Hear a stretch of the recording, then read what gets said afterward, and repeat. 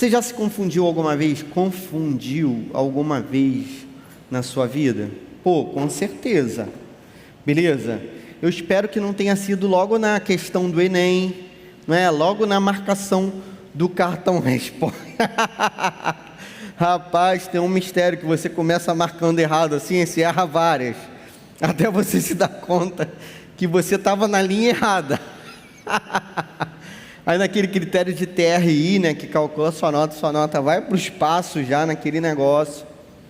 Você já entrou numa rua errada assim, achando que era a rua certa? Já confundiu uma casa, por exemplo, né? Pô, essa casa aqui, aí toca na casa errada. Uma vez eu fui para uma festa, e aí eu toquei na casa errada, e o pior, a pessoa mandou eu entrar. Cara, eu entrei na casa errada, e aí aí eu falei assim, não, então aqui que está acontecendo a célula tal. Aí a pessoa olhou para mim e falou assim, não, eu já dentro da casa dela, na sala. Aí eu já dei um passo para trás, pensando assim, um psicopata, né? Isso mandou eu entrar. Aí eu falei, poxa, se não é aqui, você conhece fulano? Ah, são os filhos do vizinho, moram aqui do lado. Aí, pô, aí até estourou um negócio aí. Aí eu fui para a casa certa, graças a Deus achei. Você já confundiu pessoas assim? Eu confundo o tempo todo. Eu ando na rua e aí é uma pessoa, eu acho que a pessoa quer falar comigo, não sei por quê. Aí eu falo com a pessoa, aí a pessoa olha para minha cara tipo assim, eu nunca falaria com você. Não te conheço, né? Mas eu penso, pô, às vezes é alguém da igreja, né? Tá querendo falar comigo. Ela passa por mim, eu falo e a pessoa não fala. Gêmeos. Já confundiu pessoas que são gêmeas? Eu várias vezes. Irmãos, tem alguns gêmeos aqui na igreja. Cara, que dificuldade. Eu chamo todo mundo pelo nome errado. Esses dias eu fui fazer um batismo. Aí eu fui com o nome da pessoa na cabeça, só que ela é irmã gêmea de outra pessoa, né? E eu conheço a outra pessoa. Aí eu fui, não vou errar, o nome é esse. Não vou errar, o nome é esse. Cara, na hora eu não errei o nome da pessoa, falei o nome da irmã. Graças a Deus elas levavam tudo na boa. Graças a Deus deu tudo certo. Jesus vai contar uma história pra gente. Essa história que Jesus vai contar é uma parábola. O que é uma parábola? É uma semelhança de relação. Lembra que um dia você aprendeu na matemática um sistema que diz assim, A está para B, assim como C está para D? Você já aprendeu essa parada? Já. A gente não sabe para que isso serve. A gente, né, até hoje, ó, já fiz, né, faculdade e tal, não descobri para que isso serve. Mas eu sei que isso existiu. A está para B, assim como C está para D. A parábola é exatamente isso. Só que na linguagem, não na matemática. O que a parábola vai dizer? Que um personagem A está para um personagem B, assim como Deus está para nós, beleza? Assim como Cristo C de Cristo.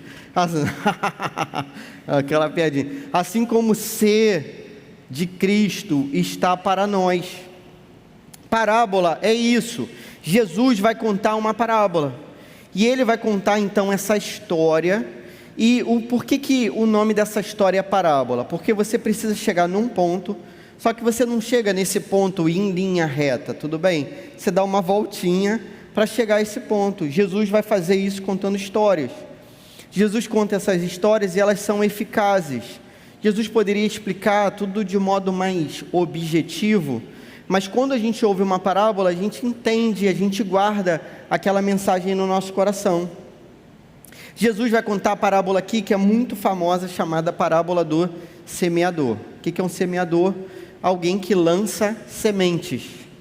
Semear é lançar sementes. Ele vive num contexto agrícola, rural. Nesse contexto é muito comum que tenha alguém lançando sementes, e ele vai então fazer uma comparação. O semeador está para os solos diferentes, os terrenos diferentes, assim como a palavra de Deus está para o nosso coração.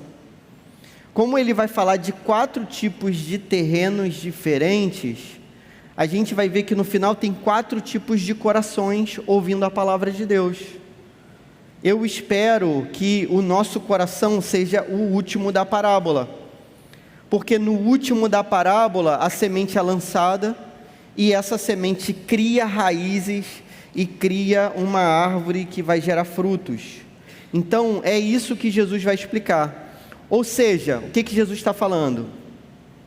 Como que é a nossa vida diante da pregação da palavra, diante da palavra de Deus? A gente é a planta que nasce e dá frutos ou não? E ele vai exemplificar isso com 4 situações. Não é nada muito difícil. É menos difícil do que confundir pessoas que são gêmeos idênticos. Então acho que você vai conseguir entender. Vamos ler? A gente está então no Evangelho de Marcos, no capítulo 4 do Evangelho de Marcos, e a gente vai ler do verso 1 ao verso 8. Todo mundo achou aí? Deu carona aí? Beleza? Valeu demais.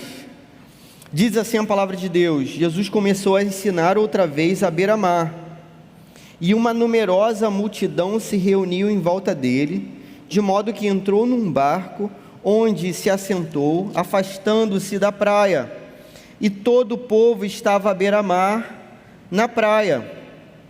Assim ensinava-lhes muitas coisas por parábolas, e durante o seu ensino dizia. Então, primeiro contextualizou para a gente. Jesus estava numa praia, meu amigo. Tu gosta de praia? Jesus também gostava. Beleza? Jesus era um local ali daquele lugar, do Mar da Galileia. Jesus estava em casa, numa praia, e aí Jesus vai começar a ensinar para as pessoas. Só que como tinha muita gente, ele entrou num barquinho, afastou o barquinho um pouquinho para poder do barco falar para as pessoas ali. Isso gerava um efeito acústico, uma forma de que as pessoas pudessem escutar melhor. Até aí tudo certo? Tranquilo para você? Jesus vai contar uma parábola então, uma história.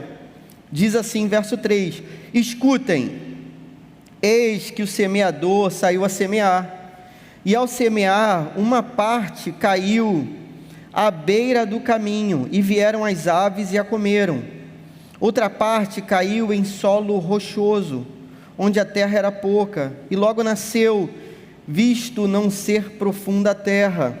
Saindo, porém, o sol a queimou, e porque não tinha raiz, secou-se.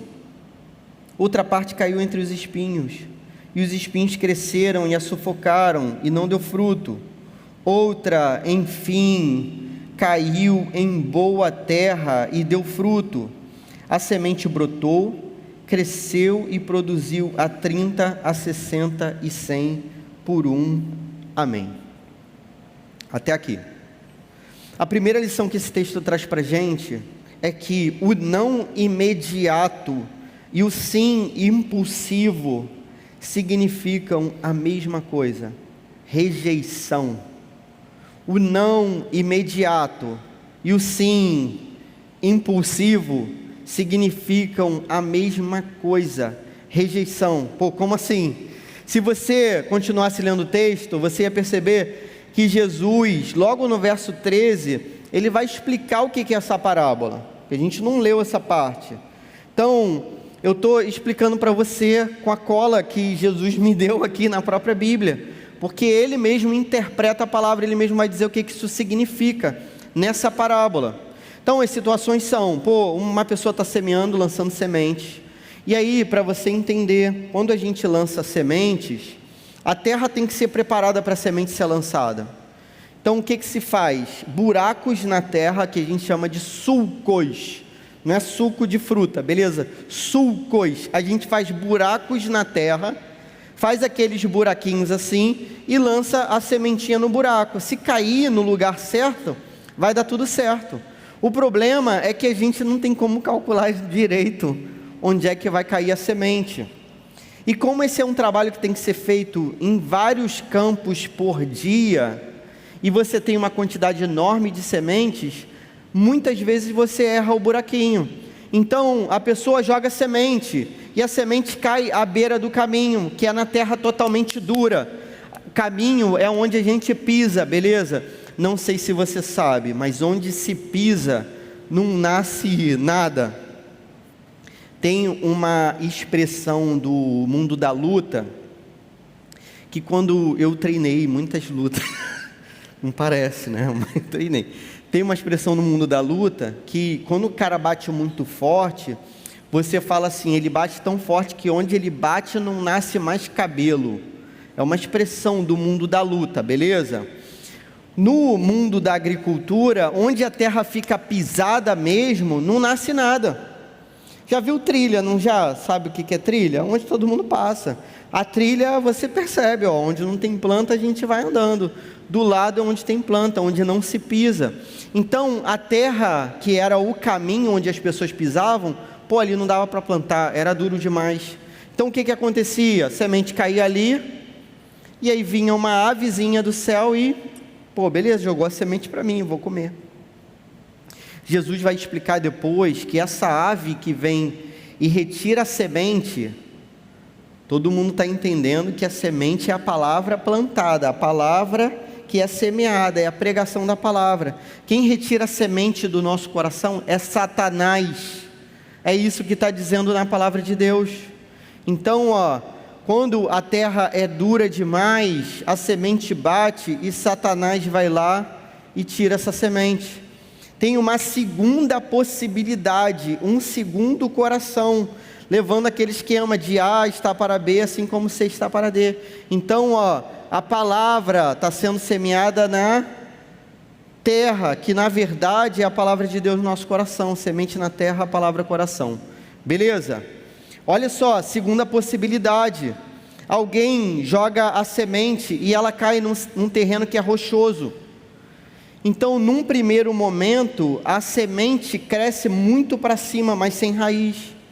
E aí logo depois ela vai morrer. Toda planta que não tem raiz morre. Toda planta que não se enraiza corretamente, completamente, ela vai morrer.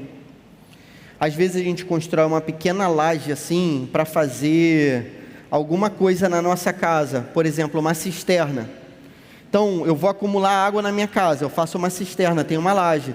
Depois eu coloco grama por cima daquilo tudo, para, né, deschavar, para você não ver aquela cisterna lá. Deixa só o tampão da cisterna ali de fora.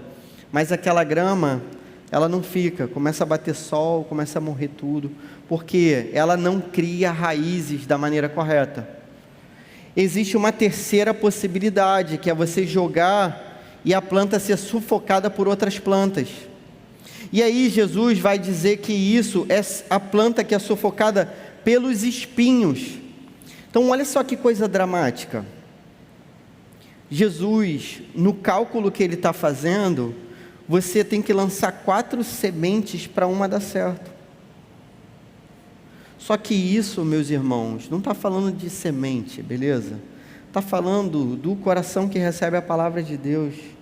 Está falando daquilo que seria a vida eterna. Está falando de quem ouve a palavra e se converte.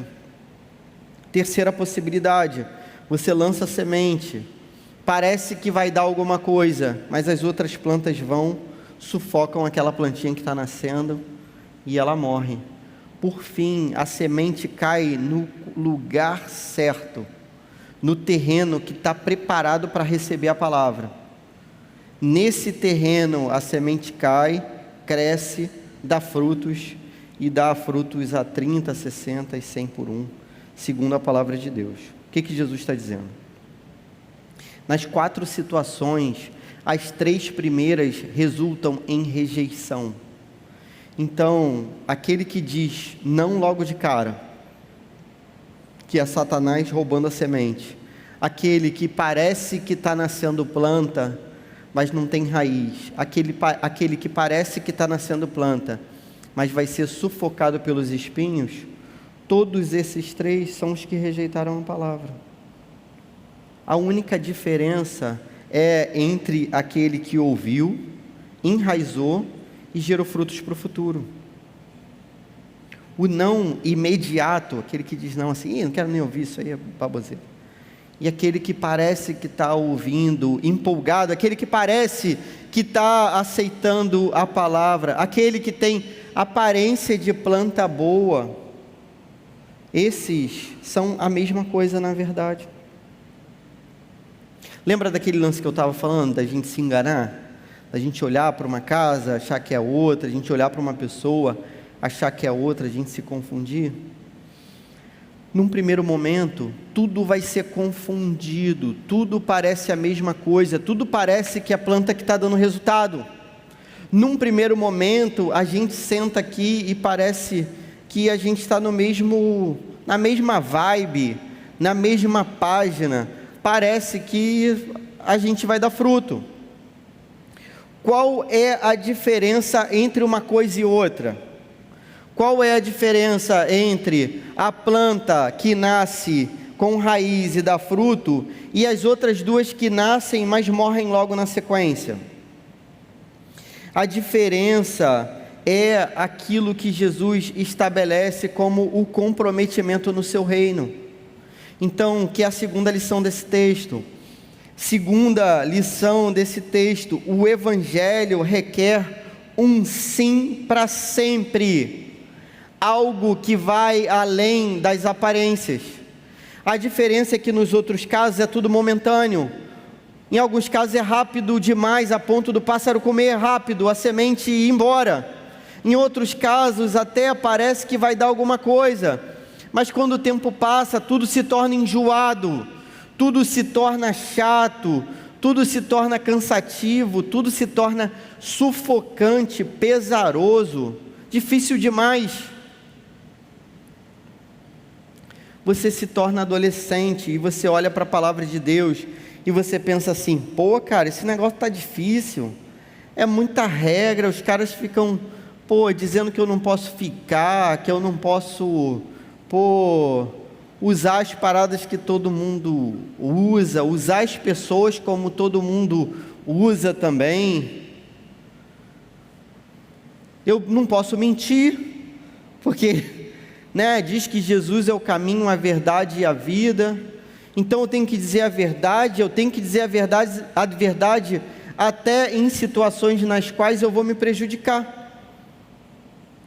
Não é isso? Porque você tem que ser verdadeiro, meu amigo, até quando você, por ser verdadeiro, leva o prejuízo. E eu tenho que ficar orando, eu tenho que ler a Bíblia, eu tenho que fazer uma opção de coisa, eu tenho que vir sexta-feira para o UP. O negócio é difícil, há muita coisa para fazer. Só que eu tenho outras paradas, eu tenho outros negócios. E Jesus vai dizer que as preocupações desse mundo vão tirar aquela semente do coração, vão fazer com que aquela semente não vingue. As preocupações dessa vida. Você já se viu preocupado com alguma coisa dessa vida? Quem nunca se preocupou aqui com prova, com carreira, com futuro? Quem nunca se preocupou com dinheiro, com problema, com briga dentro de casa, com separação dos pais? Quem nunca se preocupou se vai conseguir dormir à noite, se vai ter dinheiro para pagar as contas e para fazer alguma coisa da vida? Quem nunca se preocupou, cara? Jesus diz que as preocupações dessa vida muitas vezes são o mal que tornam essa planta ineficaz. Você já parou para pensar que uma planta tem um propósito para ela nascer? Toda planta tem um propósito, né? Ou é gerar uma flor, ou é gerar um fruto, né? E gera outras coisas pela fotossíntese também. Cara, a planta tem um propósito para que ela seja planta. Só que quando vem essas preocupações na nossa vida, a gente se distrai com aquilo que não é importante. Lembra de Jesus, Sermão da Montanha, dizendo para que você não se preocupe? Jesus, no Sermão da Montanha, falou para você não se preocupar. Você está indo para o 3º ano? Jesus falou para você não se preocupar. Fez o Enem agora, não sabe nem que nota tirou. Jesus falou para você não se preocupar. Você acha que você vai ter grana para pagar a faculdade no ano que vem? Jesus falou para você não se preocupar. as preocupações dessa vida tomam conta do nosso coração, de modo que a gente se esqueça da nossa identidade. Você é filho de Deus. Você é filho do seu pai e da sua mãe também, mas você é filho de Deus. Deus, beleza? Todo-poderoso, você é filho de Deus, essa é a sua identidade. Você está guardado no abraço de Deus. E qual preocupação que você vai ter? Qual é? Deus está cuidando da sua vida, cara. Deus está cuidando do seu futuro. Pode ser que o plano dele seja diferente do teu. Essa aqui é a parada. Mas certamente vai ser melhor. Certamente vai ser melhor. O plano de Deus é sempre melhor do que o nosso. Quão insondáveis são os teus juízos. Quem pode entender os seus caminhos? Quem conheceu a mente do Senhor, ou quem foi seu conselheiro? Quem primeiro deu a ele para que seja restituído? Porque dele, por meio dele, para ele são todas as coisas. Todas as coisas pertencem a ele, a sua vida pertence a ele, o seu futuro pertence a ele. Não permita que as preocupações desse mundo te tirem do caminho, te tirem do prumo, te tirem do lugar certo, e o caminho é sempre Cristo. Não permita que as preocupações desse mundo te tirem de Cristo. O Evangelho requer um sim para sempre, é um sim onde não importam as circunstâncias, é um sim para quando está bem, está tudo bem, é um sim para quando está dando tudo errado, é um sim para quando a gente está doente, assim quando a gente está saudável, quando a gente toca aqui e dá tudo certo, quando dá tudo errado também, quando a gente se prepara para tocar e nem toca, porque deu tudo errado antes do culto acontecer, acabou com o som da igreja e a gente se preparou e não vai tocar. A diferença entre uma coisa e outra é a diferença da perseverança. Se você disse sim para Cristo de modo impulsivo, sem calcular, Jesus te chama para calcular. Jesus diz assim: ninguém entra numa guerra sem calcular, ninguém constrói uma torre sem calcular. Você precisa dizer sim para Cristo, calculando exatamente o que você está fazendo. Não é da boca para fora, não é somente pela emoção, tem que ser sim para sempre, de todo o coração, com tudo que você tem, com a sua razão, com seu coração também, com a sua força, com a sua alma, com todo o seu entendimento, tem que ser assim. Jesus te chama para dizer sim para Ele, de modo totalmente pleno, sabendo que esse sim tem que ser um sim para sempre, todos os dias.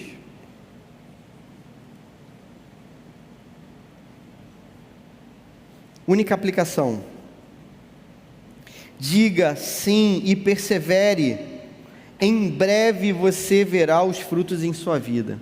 Então, Jesus garante para a gente que a planta boa é aquela que dura, tem que ter perseverança, e ele diz assim: e quando essa planta boa dura, ela gera frutos 30, 60 e 100 por um. Recentemente a gente colheu num tomateiro lá de casa, cara, muito tomate, muita coisa, um tomateiro, uma semente deu certo, eu lembro que, sem brincadeira galera, por dia eu estava colhendo 10, 11 tomates assim, por dia, por uma semente, 10, 11 por dia. É isso que Jesus está falando. Você precisa perseverar, e se você persevera nele, então, entenda, você precisa perseverar em Cristo, Seu amigo te trouxe para Cristo, você não persevera no seu amigo, você persevera em Cristo. Essa igreja é usada por Cristo. Você não persevera exatamente nessa igreja, mas em Cristo, entende? Você não persevera no up.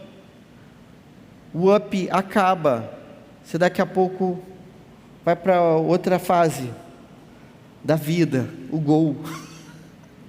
Beleza? Gol, né? Pode seguir. Mas no gol você persevera em Cristo. Em Cristo. É Cristo que é a nossa segurança, é Cristo que é a nossa base, é Cristo que é aquilo onde nós estamos fincados. Todo mundo consegue entender essa parada? Por outro lado, para pensar, você precisa fazer isso todos os dias, e os frutos vão dizer no final das contas o que deu certo e o que deu errado. Quando a planta começa a nascer, como é que eu vou saber se ela está num terreno que está sem raiz? Eu não consigo ver isso está acontecendo debaixo da terra. Jesus está tentando dizer que vai ter um estágio da nossa vida em que aparentemente todo mundo é a mesma coisa. Há um estágio da nossa vida em que aparentemente todo mundo é a mesma coisa, todo mundo parece crente. Mas isso é aparência, ninguém sabe o que está debaixo da terra, ninguém sabe o que está dentro do coração. O futuro vai dizer quem vai perseverar, e o futuro vai dizer os frutos que vão aparecer. Naquilo que não se tem fruto, não tem planta boa. Naquilo que se tem fruto, se tem planta boa sim. Eu poderia pensar que os frutos aqui, que fruto é esse? Poderiam ser frutos de transformação. E certamente a Bíblia ampara esse tipo de significado. Tipo assim, quando a gente lê lá Gálatas, a gente vai ver que tem um fruto do Espírito. Mas é um fruto do Espírito, beleza? É o fruto do Espírito, é amor, alegria, paz, longanimidade, benignidade, bondade, fidelidade, mansidão, domínio próprio. Esse é o fruto no singular. É um fruto só do Espírito. A Bíblia não está falando disso. Aqui Jesus não está falando disso. Jesus está falando de 30 frutos, 60 frutos, 90 frutos. Muito provavelmente Jesus está falando daquela semente que gerou outras sementes. Beleza? Então, meus irmãos, Jesus está dizendo que quando o Evangelho para na gente, se a gente é árvore boa, ele não para na gente na verdade, ele se multiplica, e se multiplica pelas pessoas que estão do nosso lado, se multiplica entre os nossos amigos, se multiplica na nossa família, a ponto de chegar no mínimo a 30 por 1. Imagina se cada um de nós aqui desse 30 frutos, 30 por 1, cada um. Imagina multiplicar o up por 30, o gol por 30, a igreja por 30. Jesus diz que a árvore boa é assim. Então, meus irmãos, a gente precisa perseverar, a gente precisa acreditar em Jesus Cristo, a gente precisa observar se as questões desse mundo, a perseguição, os problemas, se os pensamentos do nosso coração, as preocupações dessa vida estão roubando o lugar de Cristo. E se isso não acontecer, se a gente permanece nele, certamente a gente vai ver esses frutos acontecerem, a ponto da gente chegar no 100 por 1, como diz a palavra de Deus. Amém? Vamos orar? Senhor, você é o único que conhece cada coração aqui nessa noite, dos corações totalmente distraídos, onde Satanás retira a semente, como um pássaro que come a semente boa e não deixa a árvore nascer. Senhor, repreenda Satanás nessas vidas, faz com que os corações totalmente desatentos, Senhor, se inclinem para você. Senhor, você conhece também aqueles que parecem planta boa, mas têm ficado sobrecarregados pelos problemas dessa vida, Senhor, e tem permitido que esses problemas tomem conta do coração a ponto de que a semente de Cristo seja apagada, seja sufocada, como diz a Tua palavra. Senhor, tem misericórdia dos adolescentes aqui dessa igreja, que eles possam ter dito um sim para Cristo, não de modo impulsivo, não de modo impensado, não somente pela emoção, mas que eles tenham dito sim de modo convicto, recebendo o Teu Filho no coração para sempre. Senhor, cumpre a Tua palavra, e Você é fiel e sempre cumpre, que nós possamos ver os frutos dessa semente boa plantada no nosso coração, enquanto a gente estiver passando por essa vida. Que seja assim, em nome de Jesus, amém.